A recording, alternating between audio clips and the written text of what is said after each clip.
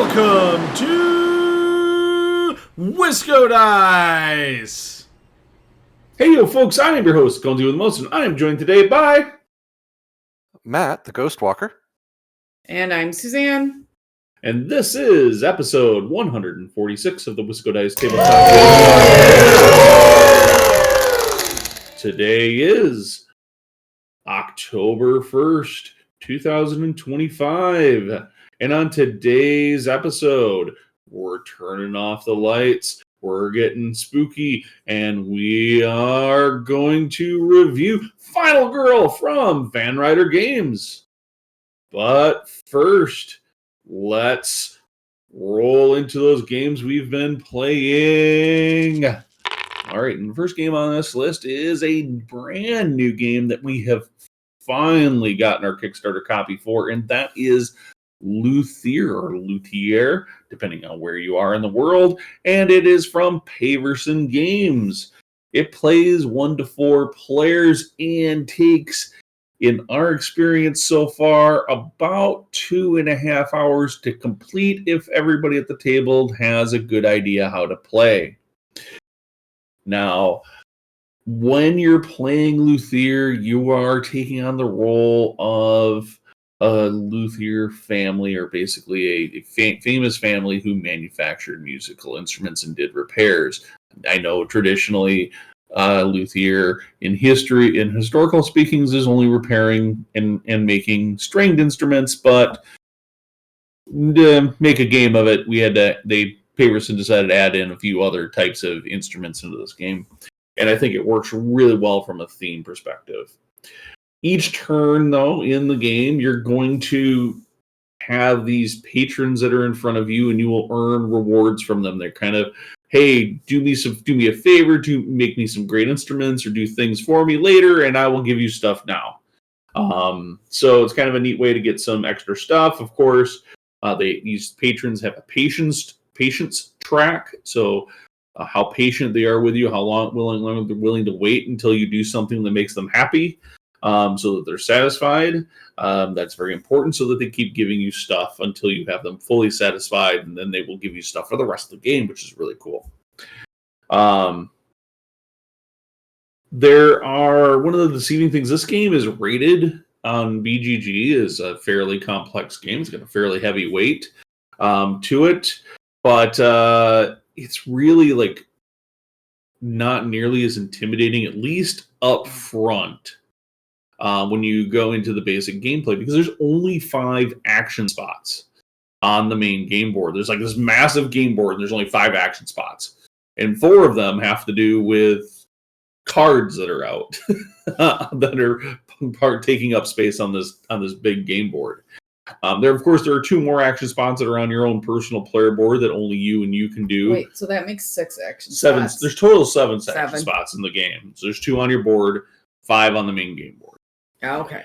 The way the action spots on the main game board can resolve is like you're taking turns going in player order, or placing your workers on these action spots face down. Each worker has a strength value associated with it, and then they kind of creates a worker stack at each spot on the game board, or the player boards, the 2 on the 8 player boards. Then you move into the next phase of the game, where you take it in player order.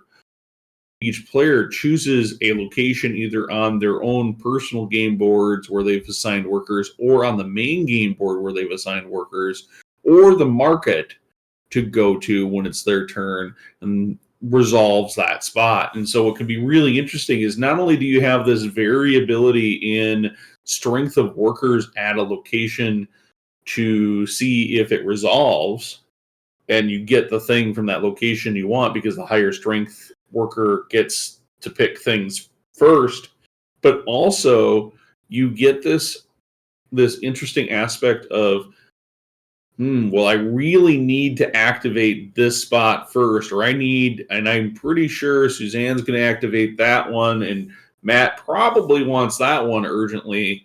How important is it for me to make sure, in the way that I need to daisy chain things together to get everything to kind of activate in the order I want it to make it, in understand, kind of estimate where that is based on the player order as it is when this phase starts. That's probably more of a monkey wrench and messes with players in this game than the actual placing workers out in those stacks with the worker strength. I feel like it's a really, talking with Dave back, one of the designers and owners of Paverson Games, about this game. He really emphasized the worker placement piece, but that resolution piece is really, I think, where the strength of this game and some of the real challenge of trying to balance that really can be.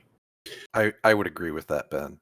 I feel like when I played this, that part bit me twice, and it was and I think that's more challenging at larger play counts too. So it definitely is. So you can when you're playing it like a 2-player, I think Suzanne, you and I have played it as a 2-player. It's a little more predictable. Although we've played it with 2-player with and without the AI 3rd player. And how did you think, if you're playing it as a 2-player, which way did you prefer to play it at? I think I actually preferred to play it with the AI player. And there it sort of simulates a 3rd player, but just when you win kind of the auction to choose your items, it will resolve an area. There's just a few more options out there. Yes, there is a mechanism to spend a whole bunch of money to kind of dig through the deck. Mm-hmm. But you have to spend a lot of money for that. Right. And so it felt a little bit more satisfying. And also then I didn't feel like I was as mean if I activated something before you needed it, because the AI would inevitably do that to both of us. Yes, that is true. So, it just added up, like... I mean, we need to play it a lot more at both ways, I think, before we know for sure which way we really prefer.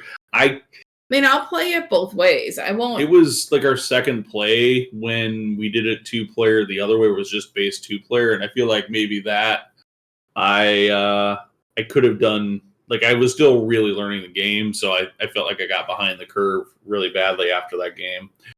But the more I've played it, the more the game makes sense, even though I'm still not good enough to win the game. Which is, I'll just keep trying. But it's been a lot of fun every time I've played it. It is definitely a very unique game in our collection. And a good game. I don't want to say that is a bad game, but Matt, I know you only had the one chance to play it, and I think, I don't know how, reading the game, I think it went kind of sideways for you a bit in spots, but it went a little sideways, but at the end of the game, I would say like there were 2 players in our playthrough that had played it at least once before, and 2 players that hadn't played it before. And I didn't feel bad because I think for the 2 of us that hadn't played it before, we were pretty close. We were pretty much nip and tuck. It could have gone either way for both of us. And for the 2 players that had played before, you guys were pretty nip and tuck. It wasn't like, well, no, I take that back. I guess he ran away with it in the end a little bit. He also did that in our first play of it. So, but I enjoyed it. It's a completely different puzzle for me, and I haven't quite wrapped my brain around the full order of operations, and a few times the order of operations bit me, but I mean, but it didn't feel like I was crushed and totally out of it. I mean, granted, I think you guys were pretty solidly ahead of us, but I always chalk that up on a first play as I'm still figuring out the mechanics, and I'm not upset. I'm just more of a, hey, it is what it is, and you've got a couple plays. And I think now that I've seen it, I feel more comfortable with, I would do better the next time with mastering that sort of order of operations. Based on popular demand, I feel like it's going to be back on the game table sometime soon. So, Oh yeah, I mean, it's like, I don't know, I really enjoy the game and trying to figure out what order to put stuff in and what can I do to kind of protect myself from someone messing up my plans. Like you got to have really flexible plans. And you can't sit there and think too much and have one because it's just not going to work. If you're not high in the player, because that is the thing. Like I didn't think about player order being as important in that game as it has become. As I've kind of learned, it is, which is really interesting. Anyways, yep. We could talk about Luthier for quite a while, but we'll have to put it on. We'll have to put this conversation on hold until our musical dice tower for it gets here. Ooh, and then we can have an hour-long podcast of me rolling dice and smiling. Because you'll be able to see the smile on the podcast. Just really quick, everyone that rolls dice down the dice tower smiles. I think that is actually true. It is. I did a very scientific poll at Gen Con. I see. Of 100 people that I watched do it. At least 100. At least 100. Everyone smiled. All right. Well, anyways, that is Luthier from Paverson Games. All right. Next up, we have Forest Shuffle Dartmoor. You're going to shuffle the forests? We're going to shuffle the forests and mix them all up. This is a game published by Lookout Games. I will note that BGG says it plays 2 to 5, but it actually, out of the box, only plays 2 to 4. So if you're looking and think it's a 5-player game, it is not. So it takes... Again, Forest Shuffle is 2 to 5. No, Dartmoor is 2 to 5. Well, on the publisher's website and on the box, it says 2 to 4. Really? Well, anyway, we'll have to double check that. I'll put a link on I'll put the official number of players on on the blog for this article because. No, I think you're right. I think it is only 4. Yeah. So Forest Shuffle has an expansion coming out, or it's out, but we don't have it yet that lets that one go up in player count. But this is a standalone game. It says 45 to 60 minutes. It can take up to 2 hours, sometimes depending on how much time people think and where the end game cards are coming. So very similar to Forest Shuffle, which a lot of you listening, I know, love that game. It's a tableau building and kind of card drafting game where you have a stack of up to 180 cards and you are having a hand of 6, between 6 and 10 cards generally, and you are laying them down to make a forest. You either are laying trees, which then you can lay other cards that are cut in half, like half and half, either vertical or horizontal, on the 4 different sides of the tree. Or a bush sometimes. And then in Dartmoor, you also add moors. And moors, if you've seen one, they just they don't have like a real definite side on them. There's an up and a down, right? You're either above the moor or below the moor. So for that one, you can only stack cards vertically. So above and below, but you can do 2 above and 2 below. That is the biggest difference between the two games. So you have this hand of cards, you're playing them, and you're building your tableau. You are on the cards. It's telling you what are the end game scoring conditions for them. Hey, is how many different dragonflies you have. That's going to go up exponentially. Dragonflies instead of butterflies. And then if you have the ponies, like how many of the hoof symbols do you have? And same with trees and more. So like very similar to Forest Shuffle. You're going to have all these different ways that you can score points. You are going to pick what strategy you are going to work towards. And you're going to just hope that no one else has the same strategy as you or keeps taking your cards. One other, unique difference in here is that the caves, which is where you kind of can bury cards, those you can play with having unique starting powers, where maybe you get to start with an extra more, or start with a couple extra cards, or just straight up get 5 points at the end of the game. So there is a small asymmetric ability, which is nice. It gives you that little bonus when you're starting. But to me, it doesn't change it too much. So For me, a lot of people ask, hey, is Forest Shuffle, I like Forest Shuffle. Is it worth it to get Dartmoor? Well, to me, the answer is yes. I really enjoy Forest Shuffle. Forest Shuffle's got a place for me.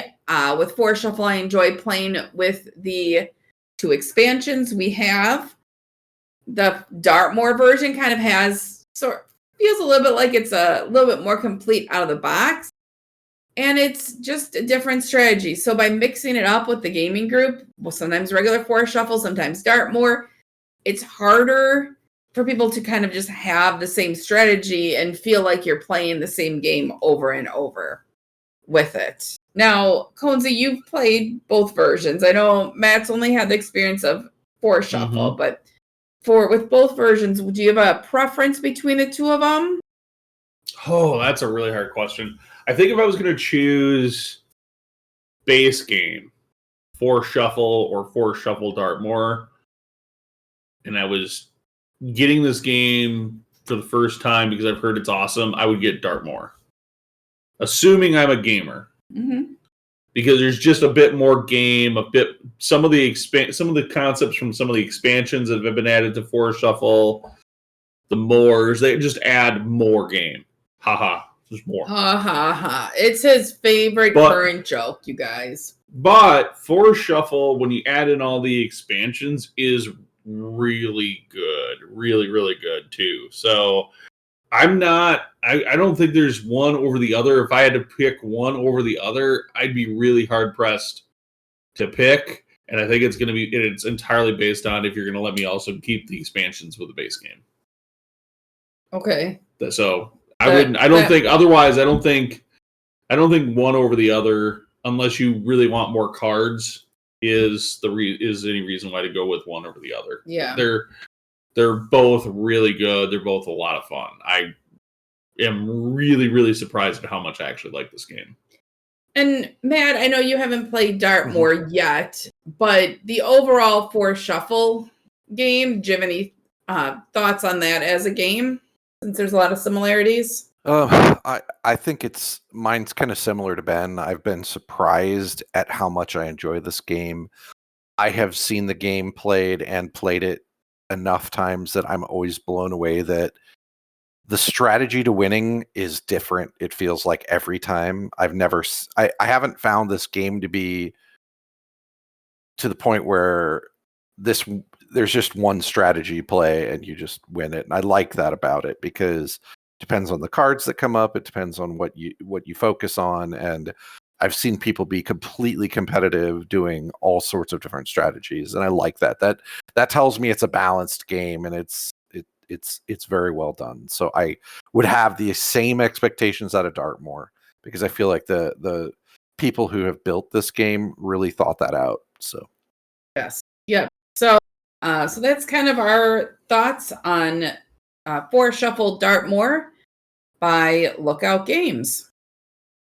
And make sure you check out WiscoDice.com for links to the games we discussed. And while you're at it, don't forget to leave a review of this podcast wherever you download podcasts. And if you happen to see a like button or subscribe, make sure you smash those buttons as well.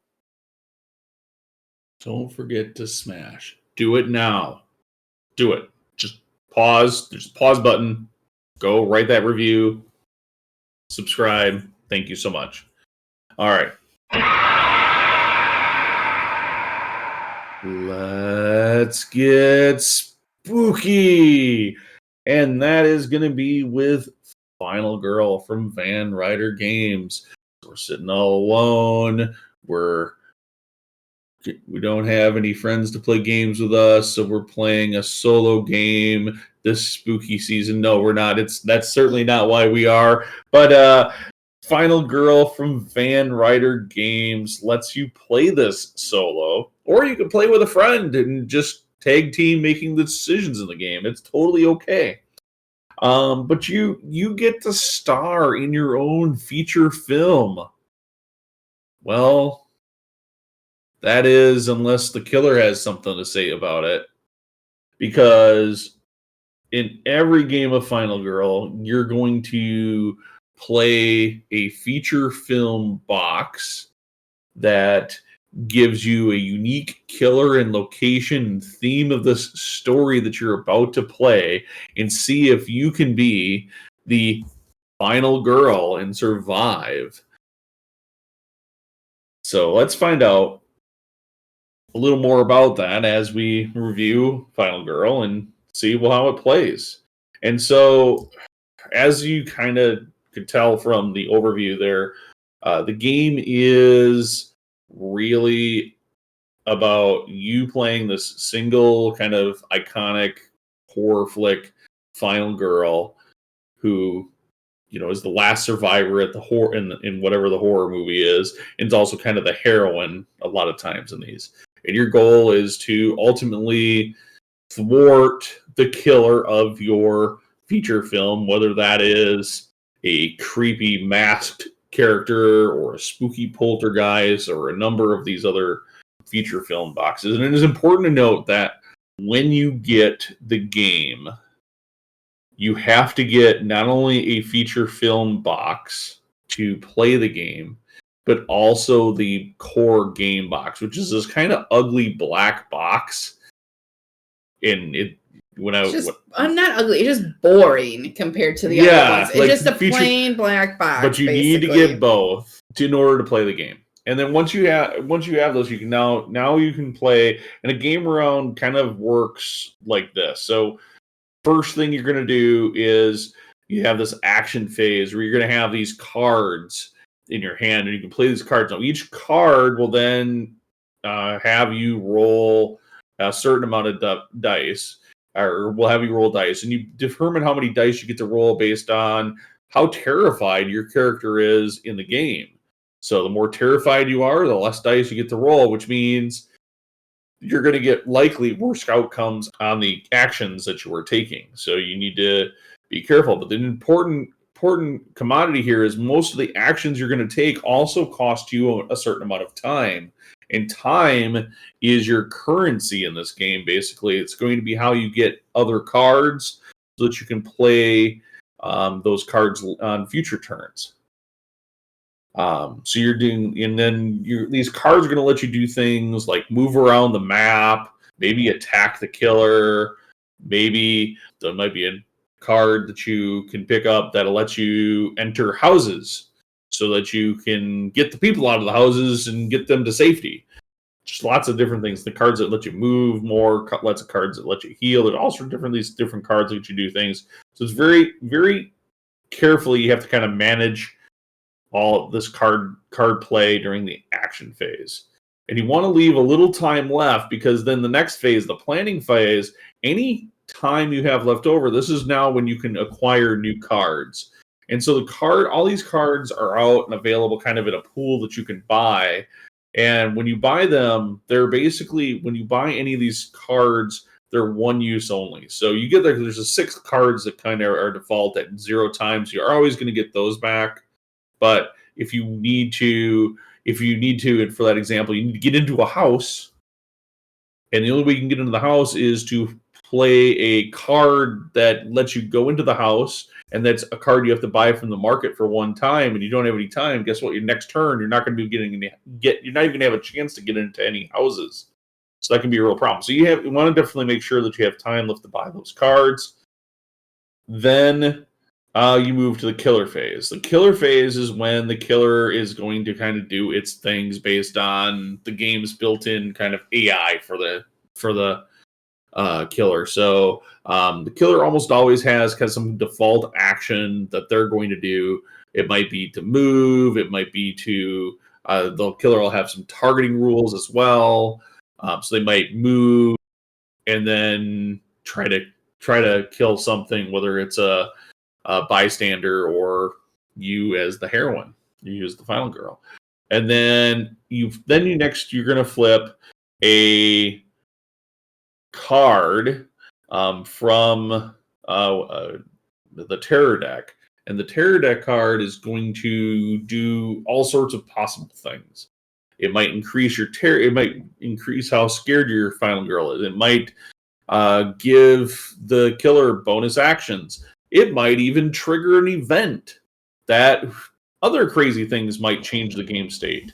All of this then will lead us to the panic phase, where if there are any victims or any if there were any victims of the killer, then bystanders that are in the same area or space will run away from where the killer is to try to get away. Just like in a horror film, like somebody dies and there's the killer and he killed somebody and now they all run away. Then you finally get to the upkeep phase where you reset any cards, you reset the time, you check for some various things, and you go on to another turn. And that's kind of how the game works. You just keep doing that until one of two things happen. Either you die, and therefore you weren't the final girl in this movie, or the killer dies, in which case you were the triumphant heroine who defeated the bad guy. Now, I'm yet to win at this game. Suzanne, do you have any tips for me to figure so I can be a better player at this game? Try harder, run faster, be smarter. That's asking for a lot. How about just play the game more? That is definitely probably something that would have to happen. So, I mean, like, I feel like this is definitely a game that we could get another starter box and play our own little games together. We'll just have a game night where we all sit at the table and play this. We don't, instead of playing together, we'll just both play this game. Yep. That's, hey, I wonder if anyone's had a game day where they just play, everyone just brought their Final Girl core box, and then everyone just, played different Final Girl games. Ooh, but we do a Final Girl board game day tournament. We could. But before we get ahead of ourselves that way, let's kind of talk a little bit more about the game. So, there's a strategy. So, as I was telling Conesy, he just needs to be smarter. Because survival in this game is not just about luck.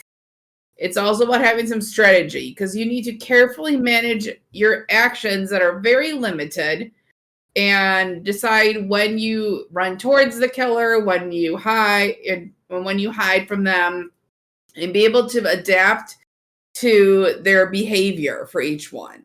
Because each scenario, too, you need you to have a different approach to it. You can't have the same process every time. Your resources are slightly different risk versus reward is out there for each one of them. And every killer has a distinct personality. I mean, how boring would those movies be if the killer was exactly the same in all of them? So you have to kind of understand what the habits are, like what their weaknesses are, and capitalize on them in the game. Now, I'm just going to say I have not seen most of these movies that you play in, so I don't know how much they play like the movies. But I will say, even without knowing that stuff, there's quite a bit of accessibility. Like, it's pretty easy to get started in this. You get that core box, and then you've got your basic rules. And then after that, you just choose what sounds good to you for the feature film boxes and modules. Who do you like? Which storyline sounds interesting? And just buy what you like that way. The setup and rules, I find, are streamlined enough that you are getting into playing it and not spending a lot of time reading the rule book or trying to figure out how the heck do I play this scenario. So you kind of just make it match what your interests are, which I find make it more accessible. I'll say, this one, guess what? There is 0 player interaction in it because you're playing alone. So you play as both the final girl and the AI, but I feel like I'm playing the killer too at times. So it's definitely solo unless you play it with someone. It does build up the tension for me because it's just me. And when I have played this and it's been just me in the house with the dog and later at night and there's a storm, I'll just say that does get me kind of jumping. So we always talk about the player count with these games. Guess what? The player count on this is 1. Yes, you can play it with a multiplayer all together, but you're still playing as one player. It takes about 60 minutes a session, and I find that to be about right. That's what's on the boxes, and I feel that it takes me about that long when I remember how to play it. So while there's a lot that can make you like playing a game spooky when you're playing it by yourself, the components and aesthetics also have to contribute to that. So Matt, how does the look of this game contribute to the overall theme? I feel like they really did a good job on the artwork, and the artwork for a given feature film box does a really nice job of sort of sticking to the theme. So every location is a little bit different. There's one that of the Final Girl ones that deals with a poltergeist in a creepy manner. And when you look at the game board, which is part of the box, the one thing I give Van Ryder a lot of credit for is they made I'm going to call it a small box game in a way, where the box itself is part of the gameplay. And they did a really nice job on the one. I've played a couple of these very successfully for the one and very poorly for the other. But the one, it looks like a creepy manor. There's cobwebs, there's all sorts of little details. It's not like a super giant board, but all the items that come in the box are thematic. They look a little bit dirty. They look a little bit. They have that kind of darker, grittier art style that makes it feel like horror. And when you see the final girl, none of them look like this pristine whatever. They all look like you see them at the end of the film, right? Like they've been through hell and they look kind of a little beat up and gritty, and all the killers are very thematic and they have this sort of dark, sinister look to them, and those types of things that really kind of, I feel like, adds to the theme of what they're trying to accomplish. Go ahead. I was just going to add in one other thing that I think adds to the theme is these feature film boxes. All of the boxes, even the core game box, but the feature film boxes in particular remind me a lot of like a 90s VHS, 80s, 90s That's VHS. Exactly the size of them. That's a good point. I hadn't thought of that, but you're right. The size is about that. Yeah. But there was another one that's called Maple Lane, and it feels like this when you look at the art, this very suburban area. Like the manor feels like a manor. I've seen the art for Camp Happy Trails. It looks like a camp around a lake, and that. Given this is a small box game, though, the components are solid. The playboards feel solid. I think they're amazingly designed. Given the game, that they just magnet right together to be the box. Each game box comes with the component containers as well, so it's super easy to keep things organized. It's not like now I've got 1,400 little bits to keep separate. All of the boxes that I've seen all come with these little plastic component controllers so that you can keep the cards separated, and given that you can mix and match locations and killers, you can very easily just pull out this location, which is the backside of this given box, and the little component container, and you've got everything you need for that container to mix and match with a killer, say, from a different box. So from that perspective, I do like that they have built it thematically so you can kind of mix and match killers, while the killers are very thematic for the box they come with. It adds a completely different element if you put that killer in a totally different environment. The cards are solid card stock. The tokens are all well printed, and they're very consistent across the boxes. I haven't found, like in the components in the different boxes, like the tokens are really good in this one and they're kind of bad in that one. They're done in good quality cardboard, and the art is very thematic and just kind of comes through in each given box. While you play this game alone, though, we're not alone in our experiences. Any other thoughts or points you guys would like to make before we wrap up and talk through the things that we like or dislike about this game? I'm just gonna kick that off. I think for Final Girl, for me, it's amazing how much each different feature film box changes up the game. Like, I remember playing The Haunting of Creech Manor, which is basically the Poltergeist one. This is my first time playing, and besides getting whooped really badly by the game, it was like in that mission you can't kill the killer. Like there's no way to kill the killer. So it's like this unique, like you're running around this mansion trying to save the bystanders and get them out of the mansion, basically trying to get people out of the mansion. Get out of the house, get out, you need to get out before the poltergeist comes and kills them. While I was at Gen Con, I played Shriek, which is you're playing against a killer who's dressed up as cosplayers at a board game convention. And so you have like a bunch of the other killers from the other boxes that are all cosplayers, and you have to like interrogate people to figure out, are you the actual, to narrow down, and you're trying to solve this puzzle on who's the actual killer before they get you. And then I played Frightmare on Maple Lane today, kind of prepping because I'd been a little bit since I played, and wow, did I feel like I was playing against Freddy Krueger in that game, because it had a whole like awake and sleep mechanic, and you're running around this town you can't get into people's houses without getting a certain card, and it was neat how thematically different, like the same kind of system of game mechanics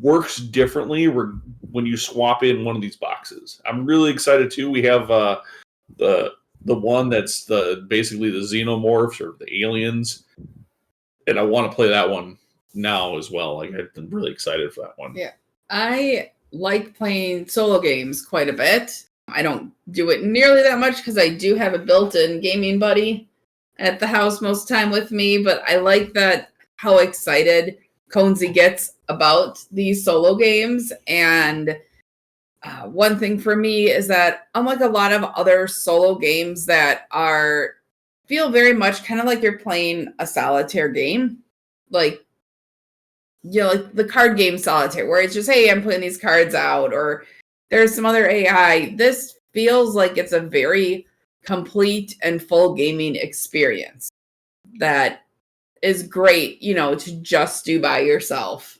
And there's very few solo games where you don't feel like you are missing playing with someone else. Yeah. Mm-hmm. So that is something that I really do like about these. Yeah. Yeah.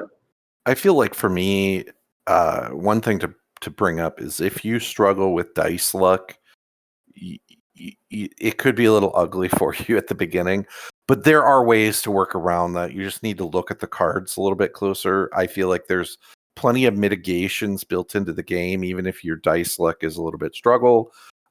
My dice luck, especially when it comes to rolling, anything that's a D6 is a little bit iffy at best.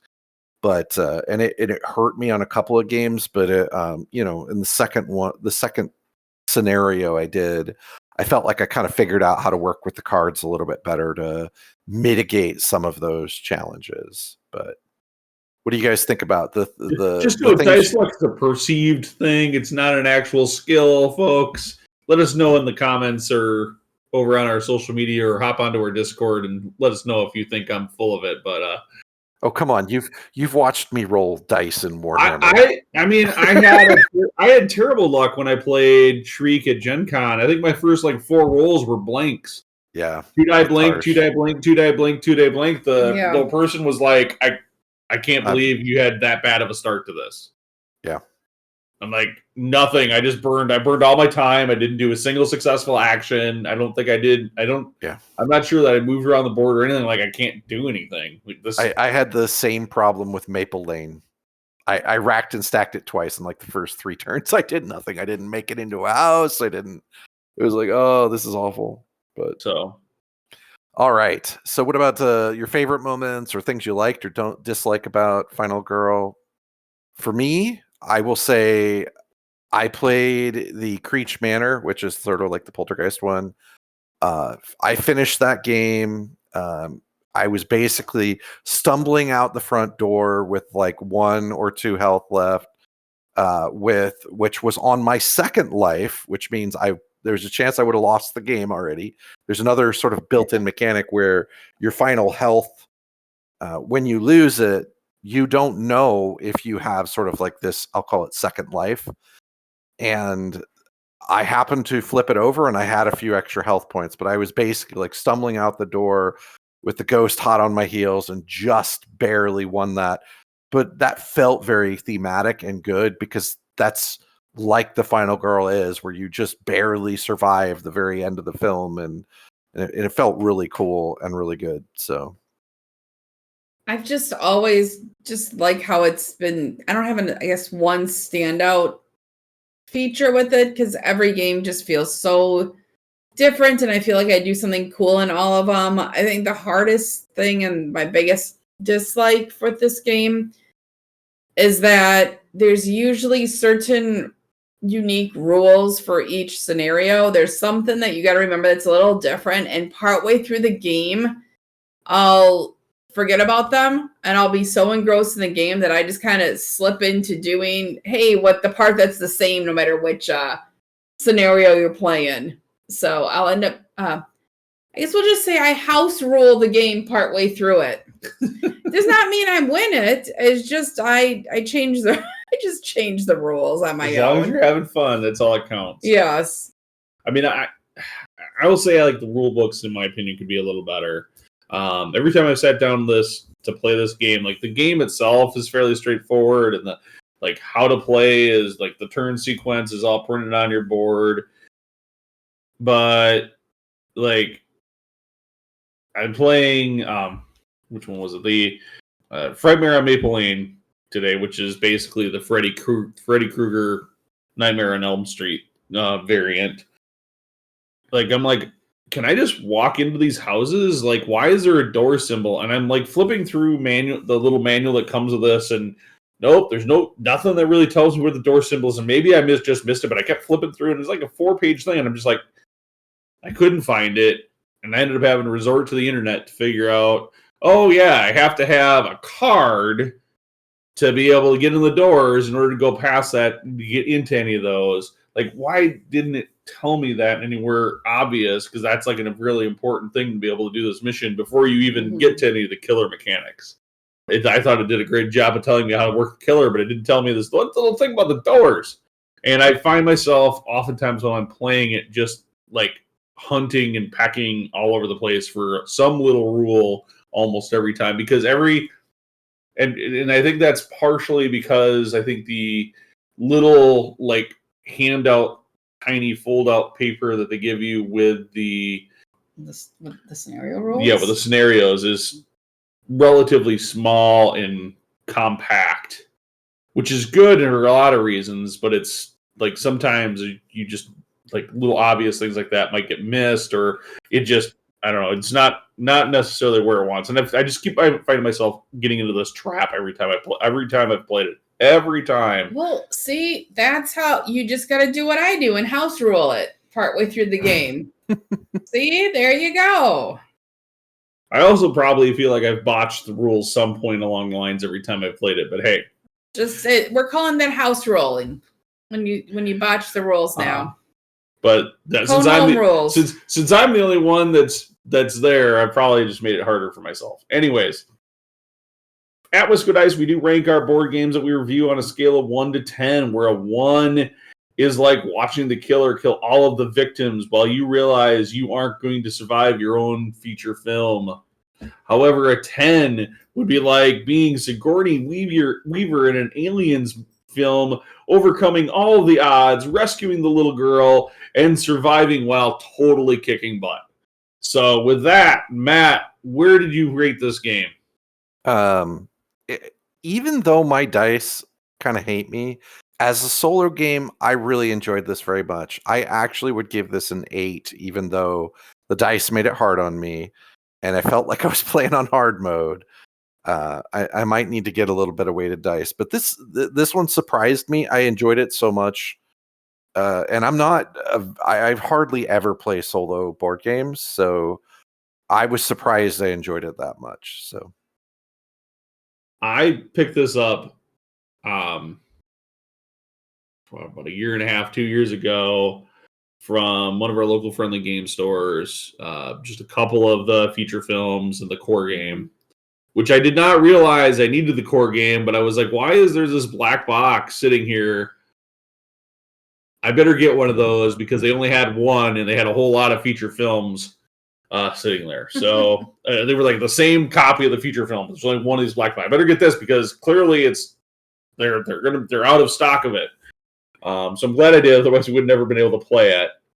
At least for. And I think that's a common thing that I hear people that are getting it for their first time. So yes, make sure you get the black core box. So make sure you get the black core box. Make sure you get the black core box. If I haven't said it enough, make sure you get it. I mean, maybe that's the title of the show. Make sure you get the black core box.